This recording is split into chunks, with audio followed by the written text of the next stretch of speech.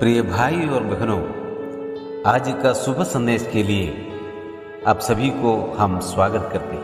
चंगा करने वाले प्रभु यीशु को कोटि कोटि धन्यवाद। छुटकारा देने वाले प्रभु यीशु को जीवन भर धन्यवाद। चंगा करने वाले प्रभु यीशु को कोटि कोटि धन्यवाद। छुटकारा देने वाले प्रभु यीशु को जीवन भर धन्यवाद। हालेलुया हालेलुया गाएंगे, आत्मा से भरकर गाएंगे। हालेलुया हालेलुया गाएंगे, आत्मा से भरकर गाएंगे। यीशु जिंदा है, वो आने वाला है। यीशु जिंदा है, वो आने वाला है। आज का संदेश इवेंजलिस्ट जोशी अब्राहम आसाम से बांटा जाएगा। प्रार्थना के साथ सुनिए। परमेश्वर का नाम की महिमा हो। शुभ संदेश का हर एक श्रोताओं को और एक बार जल्दी आने वाला प्रभु यीशु मसीह के नाम में हमारा प्यार भरा नमस्कार। आज का मनन के लिए हम लोग पत्रस का पहला पत्री 1 अध्याय 13 से 16 तक पढ़ेंगे। इस कारण अपनी अपनी बुद्धि की कमर बांधकर और सचेत रहकर उस अनुग्रह की पूरी आशा रखो जो यीशु मसीह के प्रकट होने के समय तुम्हें मिलने वाला है। आज्ञाकारी बालकों के समान अपनी अज्ञानता के समय की पुरानी अभिलाषाओं के सदृश न बनो, पर जैसे तुम्हारा बुलाने वाला पवित्र है वैसा ही तुम भी अपनी सारी चाल चलन में पवित्र बनो, क्योंकि लिखा है पवित्र बनो क्योंकि मैं पवित्र हूँ। 1 अध्याय 13 से 25 पद तक हम लोग पढ़ने से वहाँ का विषय है हमारा नया जीवन शैली, और उसमें 1 का 13 से 16 तक जो हम लोग आज पढ़ा है और वहाँ का विषय है हमारा नया जीवन कैसे होना है। एक पवित्रता का जीवन है, 1 अध्याय 17 से 21 तक है वो एक आदर का जीवन है, और 1 अध्याय 22 से 25 पद तक वो एक प्रेम का जीवन है। उसका पहला भाग में हम लोग आज देखता है वो है 13 से 16 तक एक पवित्रता का जीवन। बाइबल में पवित्र या पवित्रता शब्द जब इस्तेमाल किया है और उसका अर्थ, बाइबल का अर्थ ये है पवित्रता मतलब अलग या अलग होना, अलगावट का एक जीवन। एक विश्वासी का एक जीवन कैसा होना चाहिए, उसका पहले का जो प्रभु में आने के पहले उसका जो जीवन होते थे उससे अलग एक जीवन है। सिर्फ उतना नहीं है, उसका अड़ोस पड़ोस में रहने वाला जो अविश्वासी लोग हैं उनका जीवन से भी एक अलगावट का एक जीवन होना है। हम लोग इस संसार का सदृश बनकर नहीं रहना है। रोमियों का पत्री 12 का 2 में हम लोग पढ़ते हैं संसार का सदृश ना बनो, और संसार का सदृश नहीं बनकर हम लोग जीना है। शैतान के अधीनता में रहने वाले इस संसार में एक पाप में शरीर में रहते हुए ऐसा एक अलगावट का जीवन अर्थात एक पवित्र जीवन जीना इतना आसान बात नहीं है, लेकिन पवित्र आत्मा के मदद के द्वारा हम एक पवित्र जीवन जीने के लिए कोशिश कर सकता है, और वो परमेश्वर हमारा जीवन से चाहता है कि हम एक पवित्र जीवन जीना है। और इसका 13 पद ऐसे शुरू होता है, इस कारण बोलकर शुरू होता है। इंग्लिश में देयरफॉर बोलकर शब्द हम लोग देख सकता है, और इसका मतलब है अभी तक पत्रस जो बोला और उसका बाकी अभी बोल रहा है। अभी तक पत्रस क्या बोला, हम लोग 3 से 12 पद तक हम लोग पिछले दिनों में हम लोग देख रहे थे।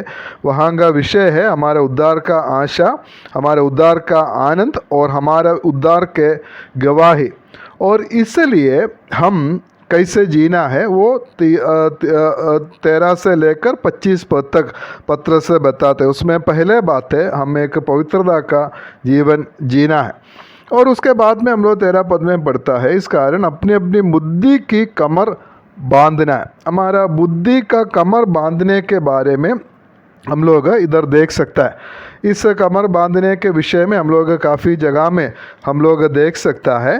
वो सब जगह में हम लोग देखने से उसका मतलब है एक सक्रिय काम करने के लिए तैयार होना और उसके बारे में हम लोग देख सकता है। राजाओं का पहला पुस्तक 18 अध्याय उसका 46 पद में, और यिर्मयाह का किताब 1 अध्याय 17 पद में, यूहन्ना सुसमाचार 21 का 18 पद और प्रेरितों का काम 12 का 8, ये सब जगह में हम लोग वो अर्थ देख सकता है।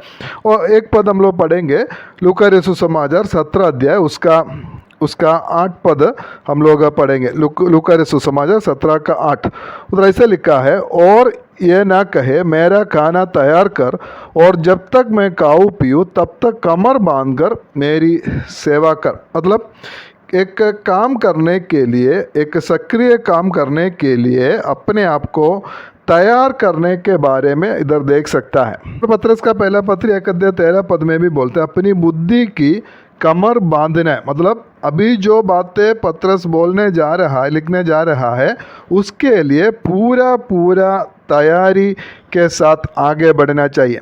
कमर बांधने के बाद में क्या करना है हम लोग उधर देख सकते हैं, कमर बांधकर और सजेद रहकर। सजेद रहने वाला का मतलब है अपना सोच विचार, अपना बोली और अपना काम के ऊपर पूरा अधीन रखना, और वो बात है मतलब अपना सोच विचार को, अपना बोली को, अपना काम को पूरा वश में रखने वाला है, वो है सजेद रहना। एक विश्वासी कभी भी अपना शरीर का इच्छाओं के अनुसार जीने वाला नहीं है, और अपना पूरा काम के ऊपर वो पूरा अधीन रखने वाला व्यक्ति है। और उसके बाद में हम लोग देख सकते हैं सजेद रहकर उस अनुग्रह की पूरी आशा रखो जो मसीह यीशु के प्रकट होने के समय तुम्हें मिलने वाला है। मसीह यीशु के प्रकट होने का समय में हमें मिलने वाला अनुग्रह के ऊपर पूरा भरोसा रखने के लिए, आशा रखने के लिए